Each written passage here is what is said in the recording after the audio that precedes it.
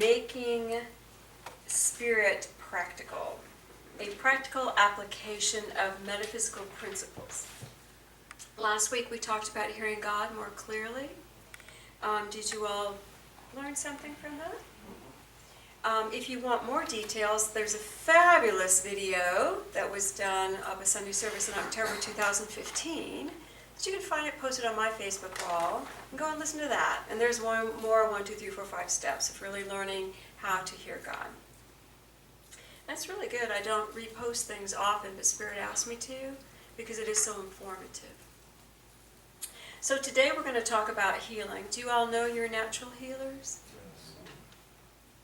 Yes. Okay. All right.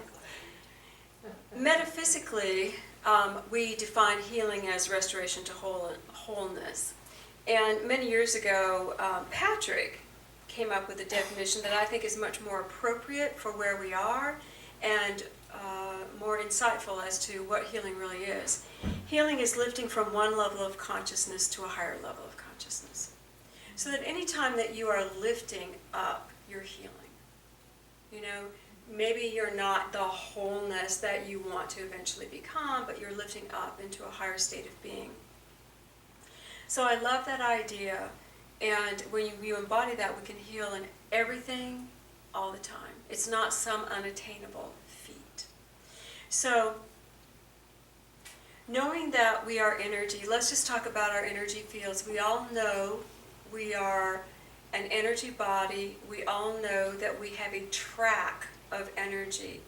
Our energy can be slow, it can be fast, it can be high, it can be low, it can be forceful, it can be divinely filled. When we have this base energy track as our baseline, this is what we want to look at lifting. Do y'all understand what I'm saying? We want to lift into the higher frequency. Y'all can just take a breath and lift into higher frequency, can't you? Now that's your higher norm. That's your higher norm. We can lift that even higher. See, what we want to do is start lifting our energy. So, understanding that your baseline always affects the environment. You guys know that. When you walk into a room, how you're vibrating affects the environment. And this is not only the composite of who you are, the totality of who you are vibrationally, it's also your emotions and your thoughts for that moment, and how you take your light out into the world. So let's talk about your track, your baseline. If you have a crunchy baseline, kind of cantankerous, and you're in a bad mood, and you walk into a room, do people run to hug you? And do you affect the room? Yes. What if you have a kind of a basic loving baseline, but you're in a bad mood, and you walk into the room? Do people come to hug you? Yeah. Pretty much they'll go, oh, come here, y'all. You know, because they feel the baseline, they know you're still affecting the room, bringing it down, but they know your baseline, so they'll try to bring you back up to who you really are. Do you understand what I'm saying? They'll try to bring you back up to who you are. All right. I want to try to take this point by point so we can really follow it. So, love always lifts us up. Love always lifts us up. The quickest way to lift your frequency is, well, prayer. Prayer is the fastest. You shut your eyes, you turn to God. The minute you've opened your mind to the higher mind, the connection now lifts you to that higher frequency. So now we're connecting with greater than we are, and our entire energy lifts immediately. And we all know that. If someone in front of you needed a healing touch, what if they were hurting or needed a healing touch, and you just reached out in your current level of consciousness, what energy will you be giving to them? Your own energy, whatever that vibration might be. But if somebody needed a healing touch and you just took a moment and said, God, I'm going to connect with you, flow through me, and you reached out, what energy do you give them now? The God energy, because you've connected with that divine to flow through you. How simple is this? So simple, isn't it? We are one with God. When we become one with God, we become channels of God love. Now, can God flow through whatever your baseline is? Crunchy, crunchy cantankerous, can God still flow through that? Absolutely. Absolutely. All you have to do is connect. Just connect, and God will move through whatever is you. Move through you. All right. So first, prayer prepares the channel, which is you. It allows the flow to move, and then you send it to whoever needs it. It may be a prayer of healing energy via just thought. Flow through me, God, and I ask that your love now move to Patrick. Could be that there's touch. It could be whatever healing modality you're seeking to give at that time. So, yes.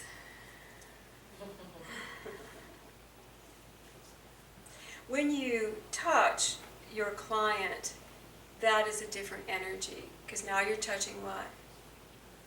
Them, their baseline. You're touching who they are. And they may be in need of healing, but they may be reticent to receive. So when you are touching them and you are sending energy, if you have any expectations or attachment to that energy that they heal now, you just stepped out of God flow. And you've disallowed their right to use the energy the way they need. Do I need to say that more clearly? When you're working with someone or trying to help somebody out and you send loving energy to them, you have to send it without expectation of how they're going to use it. You cannot be attached to how they are going to respond to it. When we work with our clients, the first thing that we do is we pray out loud with them, over them. And they hear our words. Now, if they are of a different faith, I always acknowledge their faith, their connection with God, but they hear us connecting with God and asking for the highest healing for them. Do you know what that does for them healing? That lifts them up. And when we say, God, thy will be done, they relax. Because they know we're not in there expecting them to heal to make us feel good. We're just going to do our job. So there is this beautiful receptivity that occurs via the prayer. Now maybe you wouldn't have time to do that quickly, but you can do it in your mind, and you can say to your person that you're going to touch, just take a breath, this might help. You don't have to say be healed now. You don't have to force anything. This might help you. And reach out. Let me just see if this helps you, calms you down. Does that make sense? All right. So, some people will always be receptive. Some people will not. But if they are in your realm and you are guided, it's yours to do. Not beyond their will, but to offer. It's yours to offer. All right? When we are willing and we are ready, God can be in charge. And that's the important thing about letting God be in charge. All right. Does everybody understand how easy it is to be a healer?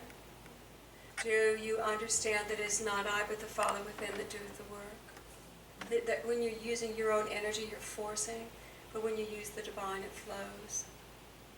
And then when you're finished, that person or that situation or whatever you've touched is now gifted to be higher and better. And then you walk away. You walk away. Healing is your innate gift to heal others and to heal yourself. Say, I got that. I got that. All right. How do we become a better vessel of it, though? I'm going to take us to a story in the Aquarian that outlines the ideas that we need to embody. We can know that we're healers, but until we have faith that we're healers, we're just going to know that we're healers, and we're going to call Cindy and Patrick to do the work. And that's what you'll do. Yeah, I know I'm a healer, but... And I'm not talking about family members. I know that gets complicated. But I need to also be willing to step out. I need to begin to have faith in myself, in my abilities, to actually share that healing energy. Now, I'm not telling you this so y'all become professional healers. I'm telling you this so you can embody your gifts. Say, okay. Okay.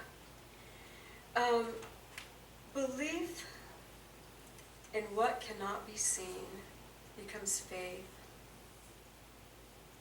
So I want to read you a story in chapter 91. This is in the Aquarian.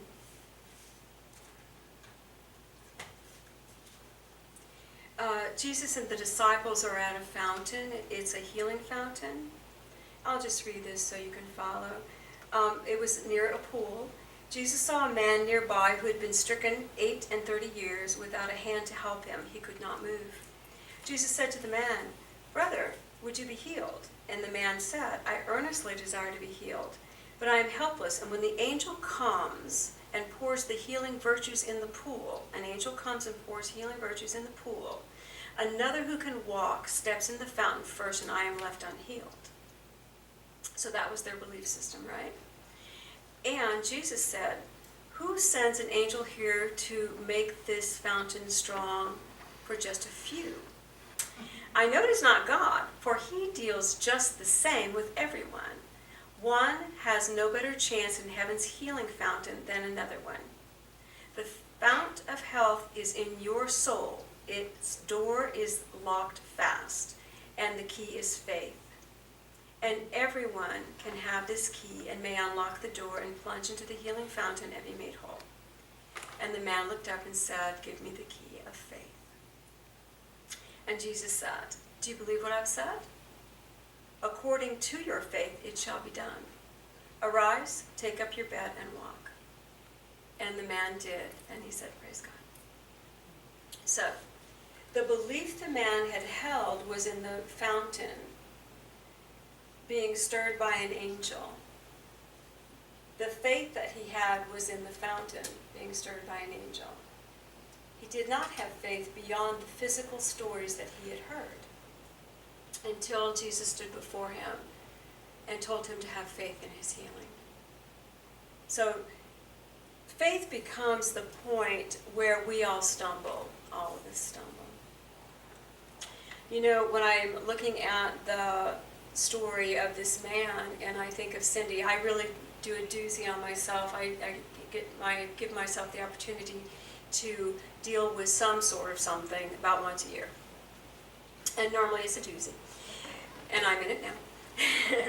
So Cindy, how she would be the man. I would find that dang fountain that's going to heal me. And I would get as close as I could to that fountain.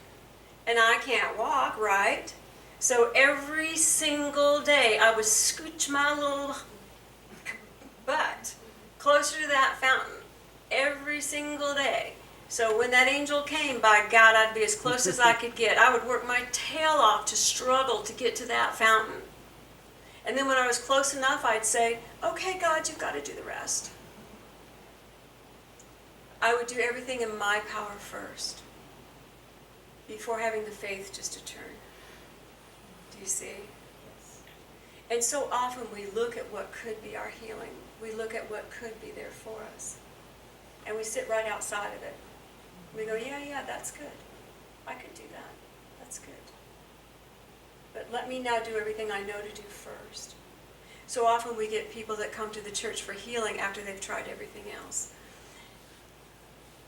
Okay. And it works. I mean, it's very helpful. I have healing stories galore that I could share with you. But this is really about you guys learning. And so I put myself up as not the example to follow. You know, not the one that struggles trying to understand everything. When I get sick, you know what I do? Oh, why did I create that? Oh, what is happening here? Oh my God, what? Okay, let me heal that. I go into this self-inventory that just is tremendous, trying to heal causal thoughts. And I pull every negative thought out of my closet, and here we go. Now, how fast am I going to heal? Very slowly, very slowly. And I love Adriana Suarez, you all know her. She is next year going to finish her requirements, and she'll be one of your next ordained ministers at Interquest. Well, she was on the trip with us when I got ill, and she comes whizzing by. It's been several weeks now, and she says, "Cindy, how you feeling?" I say, "Oh, I'm healing." And she goes, "You know what? You're releasing a lot of stuff that you didn't need. You'd be okay." Off she goes. And she does it every time she sees me. "How's it going?" "You know what? you're doing good. You'll be okay. She knows she can't get me out of the pool of where I am, so she throws this life jacket to me, and then she keeps writing affirmations on it for me. And don't you think I think about what she said to me at night, 1 in the morning when I'm going to heal? I think about what Adriana said to me. You'll be okay. You'll be okay. I am healing in my way. I do not tell you to heal in my way. I tell you to build up your faith to heal in a way of God, which can be quick and instant and painless. We don't have to walk that painful path. So, believing it's possible will get you near the pool. Doing your internal housework will get you close to the pool. But it's faith that makes it happen. It's not the pool. It's the faith of the greater light that can flow through you to make it happen. That's when it happens. So, when we are not forceful but divinely filled, it can happen. In this chapter 91, it also gives us the idea of doubt. Even though the man is not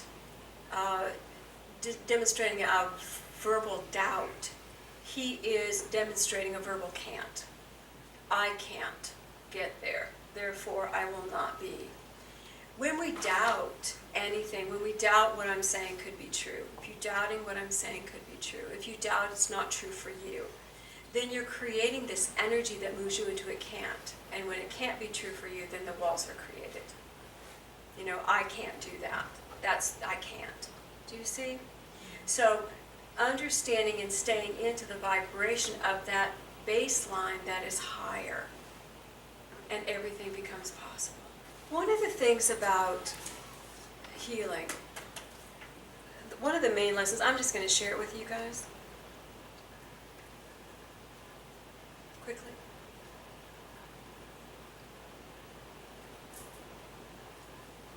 Spirit has been working with me about staying in my own world.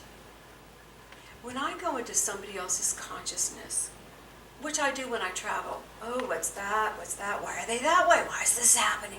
Who is that? You know, and I'm just absorbing all of this other stuff that's from another country, and I don't understand it, but I'm just taking it all in, and then I'm talking to spirits on the other side, and spirits are over here talking to me, and it's like, oh, this is too much, and I'm losing who I am. I'm losing to who I am. And Spirit started to teach me, when you move into someone else's world, someone else's consciousness, and it becomes bigger than your own, you start to die right then. When you leave the essence of who you are, you start the death process right then. And so they've been gently, gently moving me into greater and greater wisdom and understanding about that. And the other day, as I'm healing, and I was sitting on my wee couch, watching the news, and when I was a little girl, we lived in Las Vegas. My dad was in charge of security at the Nevada test site. And so I'm watching Las Vegas, and my father and I don't agree. I know you know the stories. We don't agree on much at all. I love him, he loves me, but before he died, he looked at me and he said, Cindy, what if you're wrong? You need your guns that I bought for you. You need your ammunition, and you need to be able to protect yourself. And you need that, Cindy. And I said, no, my world is love. Dad, it's going to be loving. It's going to be kind. No, it's not, Cindy. It's not. What if you're wrong? And this is a man who taught us how to shoot when I was in 3rd grade. When we were in Las Vegas, we'd go in the desert and shoot, and I was really good at it. You know, he was always about protecting perimeters. He always know your exits, always stay to the edge, always get to the back, never get in the middle, blah, blah, blah, blah, blah, blah. If I was taught anything, it was over and over and over again, how to stay safe, how to stay safe. That was what he taught. And he died, and I was like, no, Dad, I'm sorry. No. So I'm sitting on the couch watching Las Vegas, and guess who sits by me? My dad. I just started crying. I'd already been crying anyway, but I started crying, and I said, I am so sorry. Your world has happened. The world you said would happen is here. And I am so sorry that I was unkind to you about it. But you know what, Dad? I want my world. I can't live in your world. I can't go there. I still need to create the world where there is love and peace and joy and we are safe. I have to live in my world. I have to. But I am sorry for being so hard against you, because you saw this coming. I didn't. And then he patted me and said, I like your world better too. Of course, he's been dead for 17 years, so he's been growing and understanding lots of stuff. Healing begins when we stay in our consciousness. Healing begins when we are owning who we are. Then we can have the faith. Then we're not looking to things around us. And if I could share one thing, a young man who we love so very much. When he was going through one of his bouts and was in the hospital, and the doctor said he's going to die. Main doctor comes in, brings all the interns. This one's going to die right in front of his face. His main doctor came in and said, how are you doing? And he would say, no, I'm great, I'm fine. And she said, you just are not taking this seriously enough. You do not know how sick you are. He goes, no, I do. I'm going to be fine. He stayed in his world when everyone in that other world had already buried him. And he sang this morning for you. And he's beautiful. And he held the faith. And from his hospital room, I remember when he would text pictures of the skylight. You know, this is what it looks like out of my hospital bed. This is so beautiful. Holding the faith, holding the light, holding that he would be fine. And he is. We have to stay in our world. To heal, you must own you. When you own you, then you can easily turn to the divine, because you are owning the divine in you. You can turn to the divine and bring the divine down. You can share that divine with others without expectation, or without, I'm not good if they didn't heal. Oh my God, they didn't heal. Therefore, I'm not good. It's not nothing to do with you. It's a Father again. We stay in our world. We hold the light of God's love. We become faith in action. And we trust that God created matter. God can recreate it. And we stand in that line. Do you see how simple it is? So, I share this with you as I learn. We can become strong and big and impactful by being us. By being who we are. And then the greater healing can move through us. Ready? Yeah. Okay, put your feet on the floor.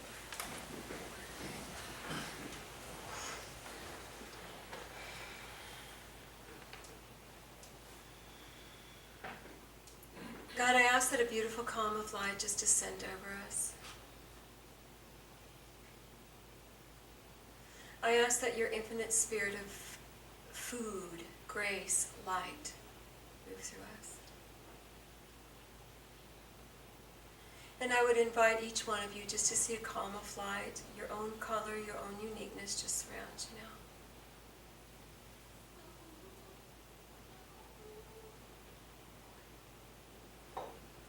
I ask that your Christ be fully present in your body.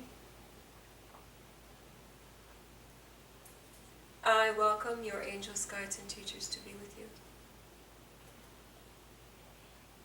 And I ask that the flow of God's love move through you now.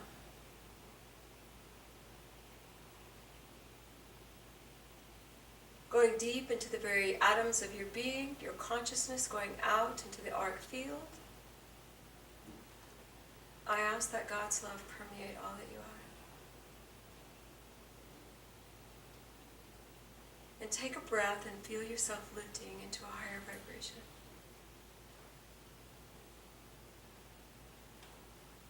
Flow through me, Father, Mother, God.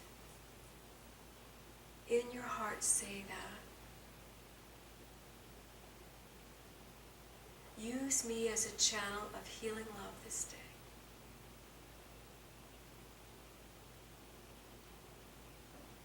Raise my baseline to love.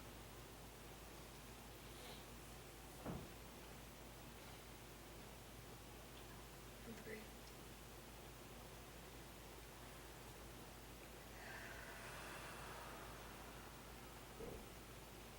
Feel your energy in your heart and claim your space. And when you're ready, you can gently open your eyes.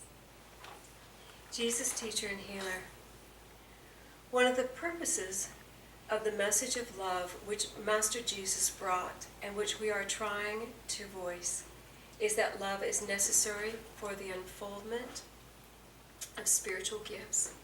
Without love, you cannot get perfectly true spiritual contact and spiritual communion. With love, everything is possible. Say ye, God.